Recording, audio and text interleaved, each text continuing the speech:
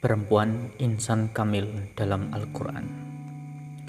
Al-Quran mengangkat sosok perempuan yang mampu memperoleh makom insan kamil. Tuhan memberikan satu makom kemuliaan kepada seseorang tentu berkat usaha yang dilakukannya. Pencapaian makom ruhaniyah mesti dilalui dengan ikhtiar manusia tanpa menafikan dimensi pemberian dari sisi Tuhan. Dengan kata lain, satu sisi adalah pemberian ilahi dan sisi lainnya merupakan berkat usaha manusia. Tuhan tahu pada siapa makom tersebut akan diberikan. Namun di sisi lain, manusia harus berusaha dalam meraihnya. Seperti para nabi yang harus berusaha sendiri agar dapat sampai ke atas, dan Tuhan akan memberikan wahyu berdasarkan usaha yang dilaluinya. Dalam Quran Surat Al-Baqarah ayat 37 dijelaskan tentang pengajaran nama-nama ilahi kepada Adam.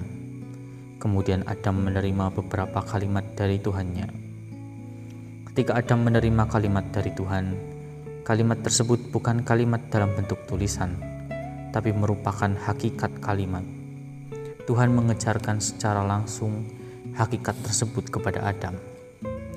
Pada pembahasan sebelumnya, telah disinggung bahwa Adam memiliki 3 makna dalam Quran Surat Al-Baqarah ayat 37. Adam yang dimaksud adalah hakikat insaniyah.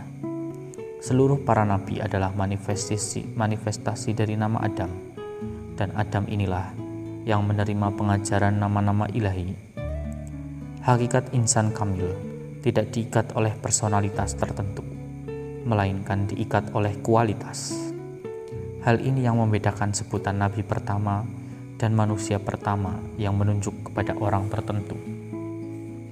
Adam sebagai hakikat insan kamil tidak dikhususkan kepada laki-laki semata, tetapi juga untuk perempuan. Al-Quran menjelaskan dengan indah antara makom Yusuf dengan makom Maryam. Kedua sosok insan kamil tersebut merupakan manifestasi dari iffah, yaitu satu bentuk kekuatan jiwa dalam menjaga kesucian diri. Al-Quran menjelaskan bahwa hakikat Yusuf dan juga Maryam sebagai manifestasi dari iffah dalam Quran Surat Yusuf ayat 24. Pada surat tersebut terdapat kalimat hammat bihi wa hamma biha, yang artinya wanita itu bermaksud dengan Yusuf dan Yusuf bermaksud dengannya. Kata hammat adalah proses sebelum niat. Sebelum melakukan niat, didahului dengan proses imajinasi terlebih dahulu. Setelah itu barulah ada niat. Ayat sebelumnya menjelaskan pertemuan Nabi Yusuf dengan Zulaiha. Dikisahkan sekiranya tidak ada burhan Rabbi yang hadir dalam diri Yusuf, maka Yusuf pun berkehendak atas Zulaiha. Oleh sebab itu, yang membuat Nabi Yusuf alaihissalam tidak memiliki niat dan imajinasi sekalipun terhadap Zulaiha karena burhan Rabbi. Burhan Rabbi ialah suatu bentuk pertolongan ilahi yang hadir di dalam hati Nabi Yusuf alaihissalam. Ketika pertolongan ilahi datang, penglihatan Nabi Yusuf alaihissalam menjadi penglihatan ilahi, sehingga segala sesuatu menjadi terang benderang. Berkat burhan Rabbi, tidak hanya pada derajat niat yang tersucikan, bahkan pada imajinasi pun tersucikan. Berdasarkan hal tersebut, dalam Quran Surat Al-Hijr ayat 40 disebutkan, Nabi Yusuf alaihissalam menjadi bagian dari mukhlasin. Burhan Rabbi adalah menyaksikan keindahan ilahi, sehingga tidak terpecik sedikit pun keindahan yang lain di dalam hatinya. Mengapa sebagian besar dari manusia masih tergoda? Karena kita belum menyaksikan keindahan burhan Rabbi. Bagi mereka yang menyaksikan burhan Rabbi, jangankan melakukan hal yang tak patut, untuk berimajinasi pun tidak tergambarkan sama sekali. Seseorang yang telah sampai pada titik ini tentu telah meraih derajat kesucian dirinya. Dan inilah yang dimaksud oleh iblis, yang tak mungkin menggoda kepada orang-orang tertentu kecuali hamba-hamba yang mukhlas. Demikian halnya dengan Sayyidah Maryam dalam Quran Surat Maryam ayat 18, ketika Jibril alaihissalam bentuk seorang laki-laki mendatangi Maryam. Secara spontan Maryam langsung menutup dirinya karena dia juga menyaksikan burhan Rabbi. Maryam segera berlindung kepada Tuhan dengan nama Rahman. Hal tersebut menjadi bukti bahwa Maryam telah sampai ke makom insan kamil. Apabila kita mencoba membandingkan antara bahasa yang digunakan Nabi Yusuf alaihissalam, yaitu jika tidak ada burhan Rabbi, dengan bahasa yang menggambarkan Sayyidah Fatimah, aku berlindung daripadamu kepada Tuhan yang Maha Pemurah, terlihat bahasa Yusuf seolah mempunyai kecenderungan pada Zulaiha, sedangkan Sayyidah Maryam langsung memohon perlindungan kepada Tuhan, seolah makom Sayyidah Maryam lebih tinggi karena di dalamnya makna yang terkandung dalam pilihan kalimat yang digunakan. Peristiwa pertemuan Jibril alaihissalam dengan Sayyidah Maryam terjadi di dalam hati Maryam, tidak terjadi di alam luar. Sekiranya pada waktu itu kita berada di samping Maryam, kita tidak akan tahu keberadaan Jibril alaihissalam.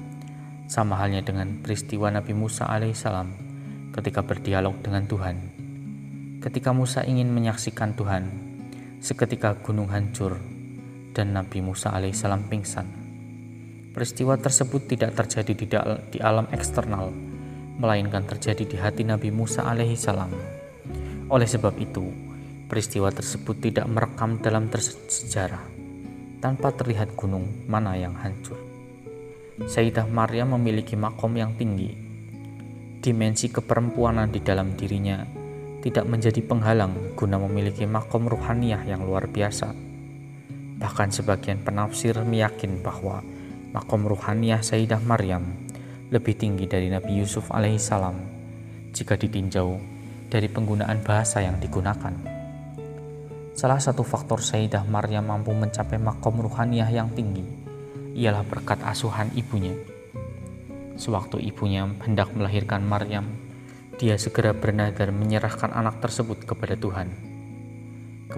Kemudian Tuhan menjawab nadarnya dengan bahasa yang sangat indah, seperti dalam Quran surat Ali Imran ayat 37. Tuhan tidak menjawab nazar tersebut dengan kalimat, "Saya terima nazarnya," tetapi kalimat yang digunakan adalah, "Saya menerimanya." Artinya, selain menerima nazarnya, Tuhan juga telah menerima orangnya. Tuhan telah ridho atas dirinya. Terkadang Tuhan menerima amal kita, tapi Tuhan belum ridho atas diri kita. Sebab hati kita belum diserahkan sepenuhnya kepada Tuhan. Ketika Tuhan telah ridho kepada diri seseorang, saat kembali ke alam ukhrawi, Tuhan tidak sendiri. Tuhan sendiri yang akan langsung menjemputnya. Bukan seperti sebagian orang yang dijemput oleh malaikat. Jika seseorang menginginkan surga, malaikat yang menjemputnya. Namun jika seseorang hamba hanya menginginkan ridhonya, maka Tuhan sendiri yang akan mengucapkan salam kepadanya. Dalam Quran surat Al-Maidah ayat 27 dijelaskan, sesungguhnya Allah hanya menerima dari orang-orang yang bertakwa. Orang-orang muttaqin ketika beribadah hanya menginginkan Allah Subhanahu wa Ta'ala, bukan karena takut neraka atau karena nikmat surga. Demikian halnya dengan ibu Nabi Musa alaihissalam dalam Quran surat Al-Qasas ayat 7, dan kami ilhamkan wahyu kepada Musa, susuilah dia, dan apabila kamu khawatir terhadapnya, maka jatuhkanlah dia ke sungai Nil, dan janganlah kamu khawatir dan janganlah pula bersedih hati, karena sesungguhnya kami akan mengembalikannya kepadamu dan menjadikannya salah seorang dari para rasul. Nabi Musa alaihissalam dilahirkan ketika semua anak laki-laki pada waktu itu harus dibunuh. Akan tetapi ibunda Musa alaihissalam berserah diri kepada Tuhan. Lalu Tuhan menjawab, dan kami ilhamkan wahyu kepada ibu Musa. Artinya, makom spiritual Nabi Musa juga dibentuk pertama kali oleh seorang perempuan, yaitu ibu dan saudari perempuan Musa. Di sisi lain, Al-Quran mengisahkan juga dua perempuan yang membangkang dan akhirnya menjadi kafir. Kedua perempuan tersebut adalah istri Nabi Lut dan istri Nabi Nuh alaihissalam. Kedua perempuan tersebut diangkat dalam Al-Quran sebagai contoh perempuan yang tidak baik. Satu hal yang menarik untuk diperhatikan, Al-Quran tidak mengaitkan perbuatan buruk tersebut pada aspek keperempuanannya, tetapi dari sisi amalnya. Adapun istri Fir'aun memiliki makom yang tinggi sebagaimana yang dijelaskan dalam Al-Quran, Quran Surat At-Tahrim ayat 11, yang artinya, dan Allah menjadikan istri Fir'aun sebagai perumpamaan bagi orang-orang yang beriman.